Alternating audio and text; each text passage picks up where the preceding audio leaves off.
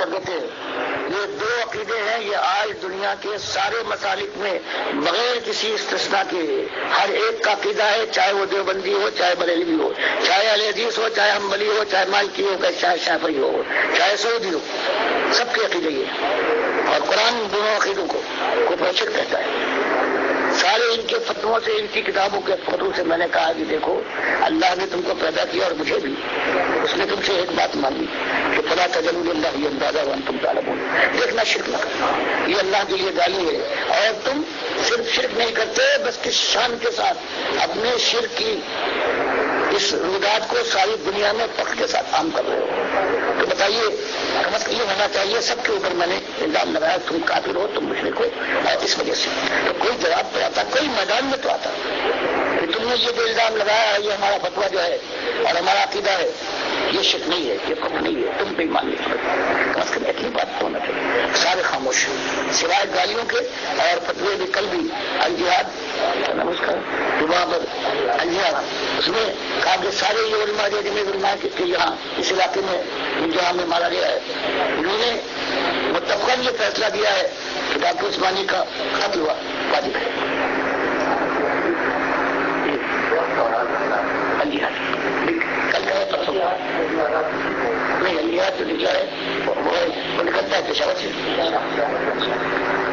تو یہ مسئلہ ہے کہ جن کے اوپر میں نے جتنے لوگ ہیں سب کے عقائد سے دکھایا ہے کہ کہیں ایک بھی کسی ایک مسلک کے اندر ایمان نہیں ہے. کم ہر ایک میں دو ہیں، یہ تو ہر ایک میں مشترک ہے، باقی ہزاروں اور بھی ہیں.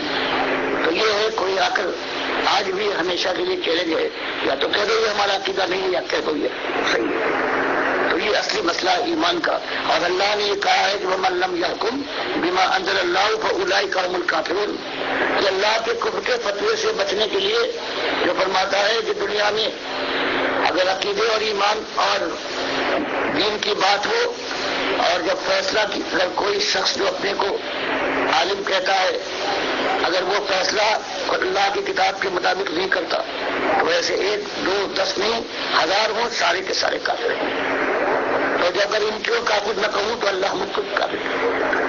اور اللہ کے نبی صلی اللہ علیہ وسلم کی اس بات سے پوری طرح واقف ہوں کہ اگر میں کسی پر جو کافر اور مشرک نہیں ہے، کافر اور مشرک کا فتویٰ لگا دوں گا تو وہ فتویٰ مجھ پر پلٹے گا، جیسے حدیث میں آتا ہے.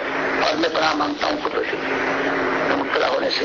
اس لیے پورے اعتماد کے ساتھ آنکھوں میں آنکھیں ڈال کر للکار کر کہتا ہوں کہ تم نے جو قرآن اور حدیث کے ساتھ ظلم کیا، ساری امت کو جہنم کی آگ میں چپا دیا ہے. قبر پرستی کرنے والوں تو تم غلط ہو، تمہارے سارے بزرگ سے غلط تھے. اور کوئی جواب دینے کے لیے سوائے گولی مار دینے، گالی دینے کے لیے، یا جو آپ بیان فرما رہے ہیں یہ الزام تراشی کے علاوہ کوئی نہیں ہے کہ میدان میں آ جائے. آج بھی میرا چیلنج ہے کہ آ جاؤ، ثابت کر دو کہ تمہارے عقیدے ہیں جو تم اپنی کتابوں میں چھاپتے ہو، فخر کے ساتھ بیان کرتے ہو، اس کے اندر ذرہ برابر بھی ایمان کی عمق ہے. یہ مسئلہ ہے. ڈاکٹر صاحب آپ کے خیال میں کس قسم کی فرقہ بندی نے اور اہل اسلام کے کس رویے نے مسلمانوں کو اپنے دین سے اجنبی ہونے پر مجبور کیا؟ قرآن فرماتا ہے انہوں نے نئی نئی باتیں جو قرآن و حدیث کے علاوہ تھی ان کو اپنی بنیاد، اپنی پسند کے مطابق اس کو اپنی بنیاد بنا لیا ہے. اور جو حبل اللہ تعالیٰ کی قرآن و حدیث کی بات تھی اس کو انہوں نے چھوڑ دیا. تو اللہ نے اپنے نبی صلی اللہ علیہ وسلم سے بھی کہا کہ ان لوگوں سے آپ کا کوئی تعلق نہیں ہے، اور یہی ان کا معاملہ ہے کہ ان سے کوئی تعلق نہیں. یہ جو لوگ ہیں جو قرآن و حدیث کے علاوہ کوئی اور بات جو قرآن و حدیث کے خلاف ہو اس کو بنائے اور اس کو اپنا مسلک اور اپنا طریقہ بنائے، یہ تفرقہ اندازی ہے. اور یہ اللہ کے یہاں ایک لعنتی چیز ہے.